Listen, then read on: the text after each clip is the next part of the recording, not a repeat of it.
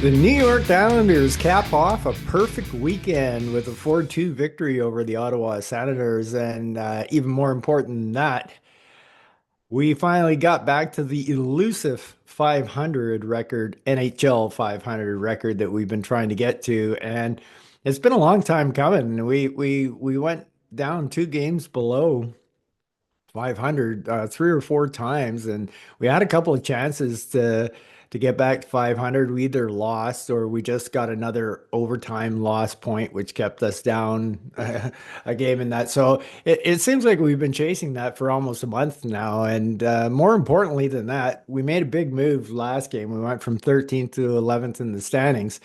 But this one was a big game, standing wise. I know it's early in the season, but we went from 11th place to ninth place. And technically, well, not technically, technically we're not. But as of right now, if you just look at the point standings, and this is just fun to say right now, especially this time of season, we are tied with the New York Rangers, and the Rangers are in eighth spot right now. And now they've got three games in hand on us. But like I said, it was just fun to say. But tonight's game was a big time important game. We really needed a regulation win because Ottawa has a couple of games in hand on us, and by us winning that game, that just puts us 3 points up on Ottawa. So if they won their games in hand, they would be ahead of us. And if we had lost that game, it could have been complete dire straits. I mean, Ottawa would have been a point ahead of us with two games in hand. That's not the way you want to go about it. I like 3 points ahead with them having two games in hand. So it was big. This definitely could be a team that we end up competing with for a wild card spot. And it's just so it just feels so good to get back to 500. It's been the whole mantra that we've been talking about the whole entire time ever since the injuries happened about just hanging around, trying to stay afloat. And if we could somehow get above 500 before Barzell, Duclair, and Pellet come back, that would be just amazing. And then it would be time to bear down and get back into the thick of this race. And we already are in the thick of this race. We're in ninth place, tied for eighth right now, but.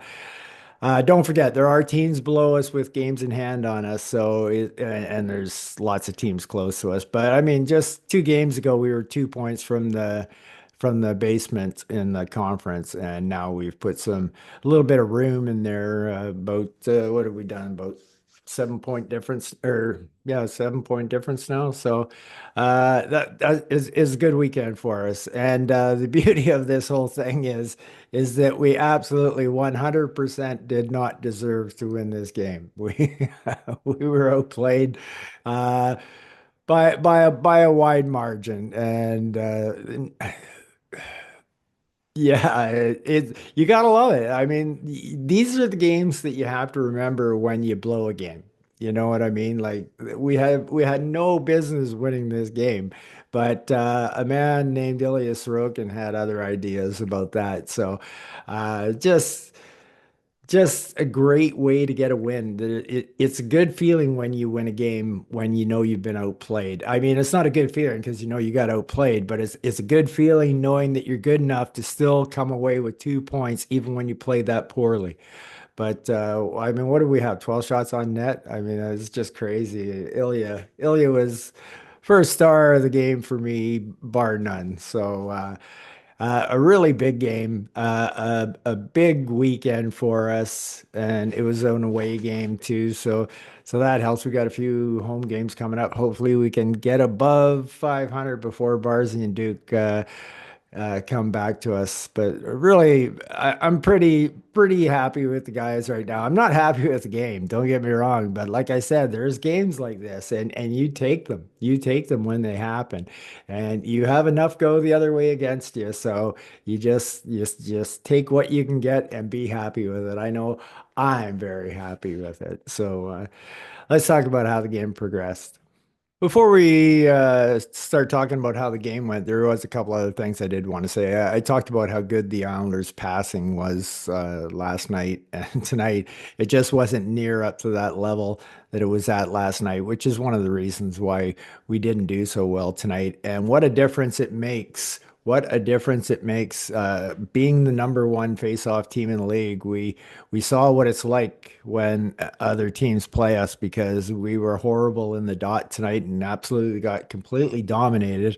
And there's a big reason why Ottawa had so much pressure on us. They always had the puck on the face-off and that. And like at one point there, it was like 80 to 20, and that's just unsatisfactory, that's for sure. It made a big difference in this game. So, uh, thought our passing just wasn't crisp enough, and definitely we weren't near as good in the dot as we were. So, yeah, so let's get into the game.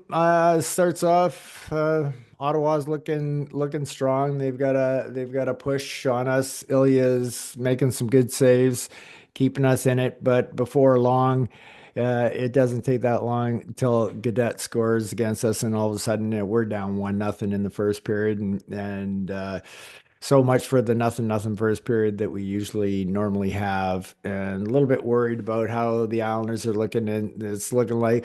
But then again, yesterday they started slow and then they came on really strong. But they didn't take so long to come on strong as they did tonight, and they actually never did come on strong. But we won the game, and holy cow, we actually score a power play goal. Anders Lee, parked in his office, does the big sweep around turn beauty goal. Nice play by Palms getting the puck up to Dobson. But the key to the whole goal is that Dobson shot the puck. The puck got through, and Lee grabbed the puck, and all of a sudden 1-1, we're in the game. And I'm like, holy cow, our power play is gonna help us out tonight. That's a rarity. That's definitely a rarity. And we just scored one like 2 games ago, so I almost feel like we're getting spoiled now. And then I love the next goal for the Islanders to go up 2-1. Kyle McLean. I've been giving Kyle a little bit of flack the last couple of podcasts and said it was time to stop blaming everybody else and start to play more like the way he had been playing last year. And sure enough, he goes to the dirty area of the net. He's 1-on-2 right on the top of the crease. He's basically 1-on-3 if you count the goaltender, and he just keeps his position, keeps his spot, and muscles it in. And really beautiful pickup of a pass by Dennis Cholowski on that one. Engvall put it in his feet. Engvall gets an assist on it, but the puck went through. Cholowski's skates actually hit the boards, bounced back out, and he got it as it was coming back out. It's really sweet play. That play doesn't happen if Cholowski doesn't have sweet little mitts like that. So, really nice goal, and it's really looking good for the fourth line.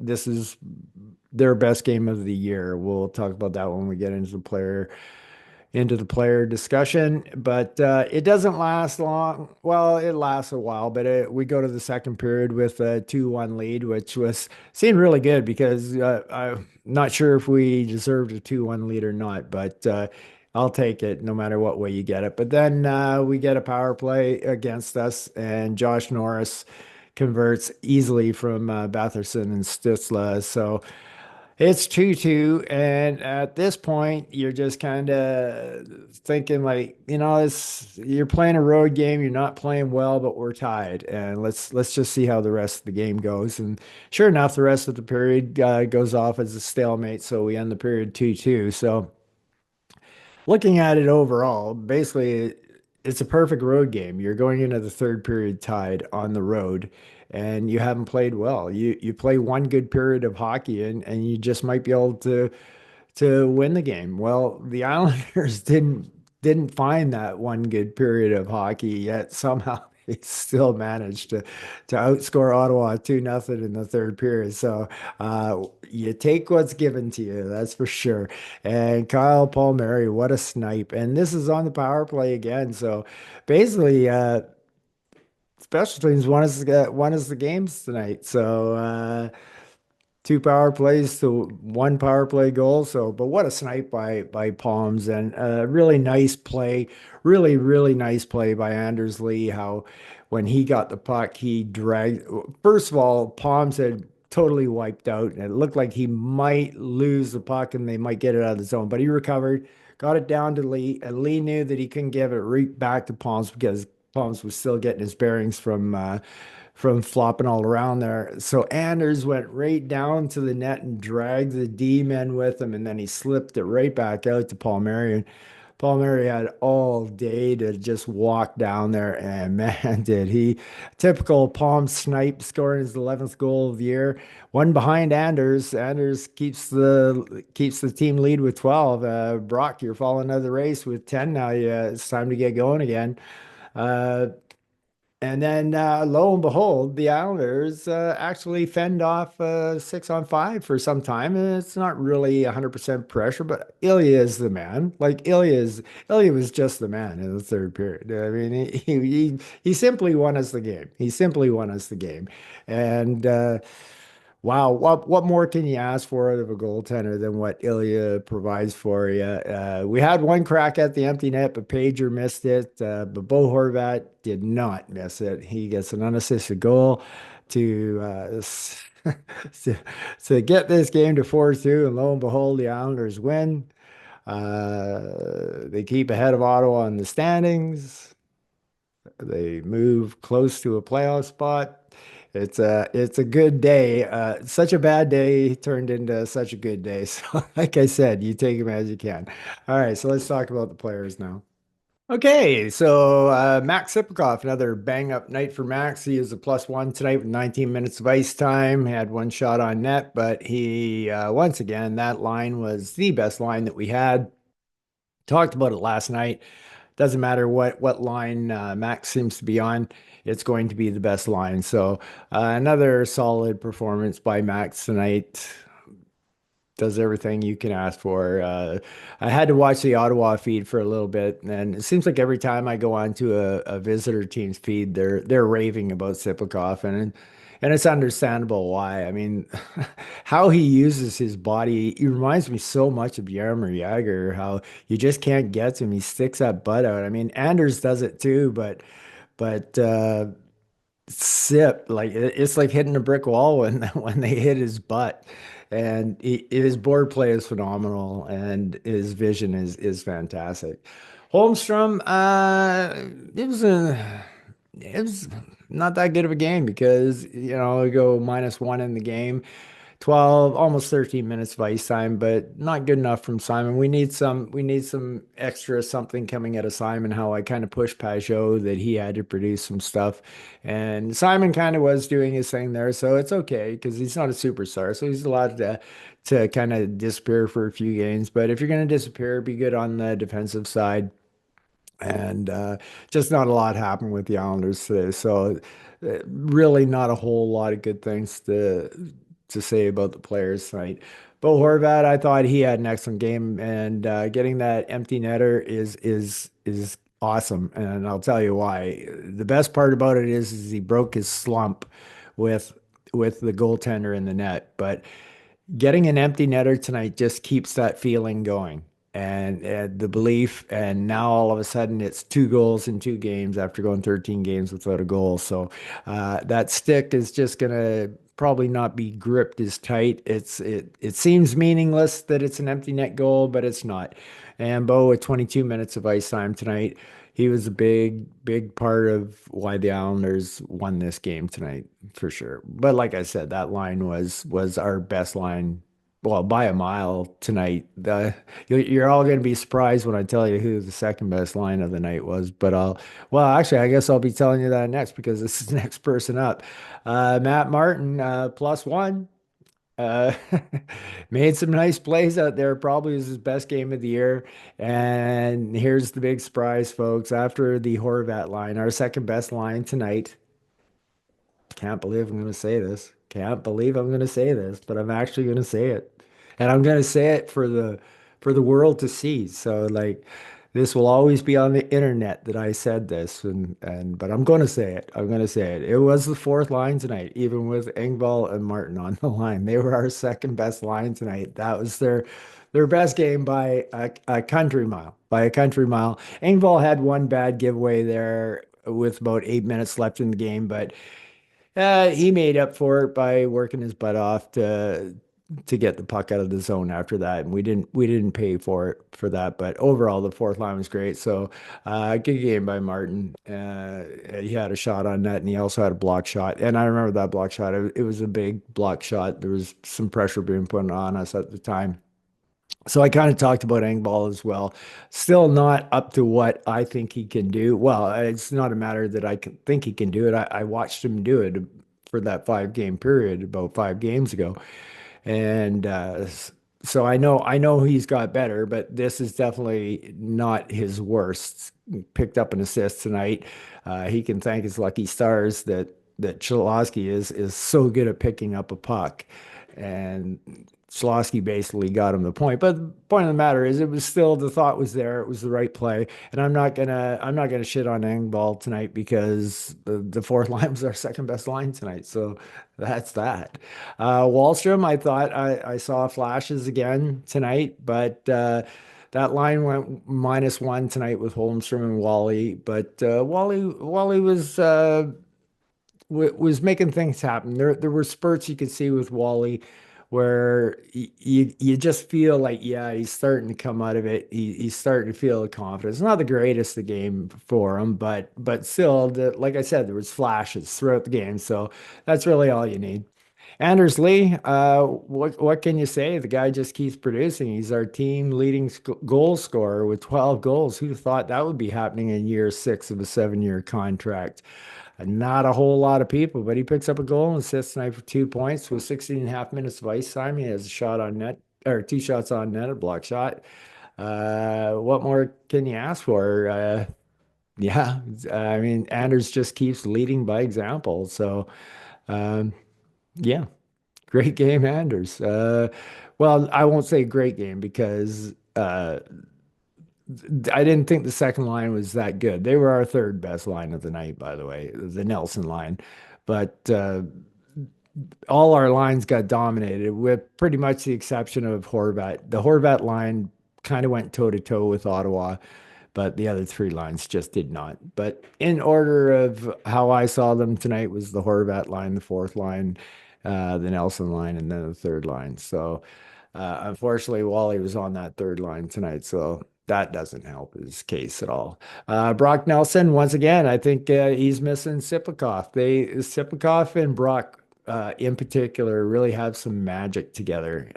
Brock really seems to like flying down the ice with Sip on his side, and it's kind of like they're on the same brave wavelength. So I think Brock is suffering from Sip not being on the line. It's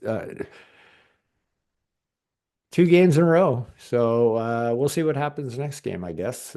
See if they can, I mean, lines are allowed to have bad couple of games, but it's just so coincidental that that's just when Sipakov left. Kyle McLean, already talked about him. I thought he had one of his better games of the year, obviously scoring a goal, but it was going to the net like that made the difference. Going to the dirty areas, kind of like how he did last year. He did that all the time, going to the dirty areas, and he was always on his toes. And that whole play was really nice by the fourth line. So good to see Kyle kind of respond a little bit, and it's nice to get some production out of the fourth line. And you talk about when you go into slumps, like what you need to win games, and you need production every once in a while from like a fourth line. And as you can see, they basically won us the game tonight just by producing for 1 game, just for 1 game, and they're pretty much the reason, other than Sorokin, of course, that we won. And same goes for Casey. I thought Casey was okay. His ice time is continuing to diminish. He's down around 10 and a half minutes now. So he was a -1 again tonight, but I had that whole third line as our worst line tonight, and they were hemmed in a lot, and it wasn't good at all. Ryan Pulock just continues to be a rock star for us. 3 block shots, 1 hit, 23 minutes of ice time. No points on the board, but he made a couple of nifty little offensive plays out there tonight, so he looked pretty good. Nice to see Noah starting to get back on the score sheet again. He had a couple of really bad giveaways, but overall his game wasn't bad at all tonight. And the part that I liked was that he was shooting. I got him an assist by shooting the puck tonight. So picking up two helpers, but once again, Noah's ice time was down to 1840 tonight, and he's been playing like 29 minutes a game. And I don't know if it's coincidental that his ice time has come down. He's playing better. He's playing better with the less ice time. That's just the way it is. And he even had two block shots tonight. So good for him. Scott Mayfield, he has to be our plus minus leader. I am going to look that up one of these times. But Scotty, another plus two night tonight, two block shots and a hit. So just a typical, and 20 minutes. So his ice time was up about five from his normal. So Patrick, when he sees you're playing well, he puts you on the ice. And let me just take a look at the fourth liners here. Um, oh wow. Well, that's impressive. I thought it to me it seemed like the fourth liners got more ice time tonight, but they're right in sync with what Patrick's basically been giving them. So that just shows you how much the fourth line stuck out to me tonight. They did it in under 10 minutes of play. So if they got my attention in under 10 minutes of play, and like I said, it's not just because of the goal. It's not just because of the goal. It was all their shifts. So I there was one shift they semi got hemmed in a little bit, but they never really got hemmed in this game. So, yeah, once again, I good for them. Hey, I cheer for them. They're Islanders. I'm always cheering for anybody on the Islanders to succeed. Let's talk about Cholowski. Like I said, he got an assist tonight, and what a beautiful one it was. It really was. I've already described how he did it. It was a gorgeous play. So he picks up a point. He's a plus one for the day, and he has 17 minutes of ice time. And I saw him make a couple of really solid defensive plays out there tonight, and he also a couple of good zone exits as well. So I really think Cholowski's come a long way from at least preseason or and the start of the season. I really do. I think he's come a long way. His ice time kind of reflects that tonight. Romanoff is now turning in to be the new beast for the Islanders in time as Romy gets 25 minutes again tonight. He has five block shots, three hits, and a shot on net. So, you keep playing like that, Romy, you're going to stay on the ice. I thought he had another whale of a game. And then that brings us to Isaiah George. I think a lot of times I talk about being a half a step behind. I will say Noah's about a quarter of a step behind in his decision making sometimes, and that leads to get him into trouble.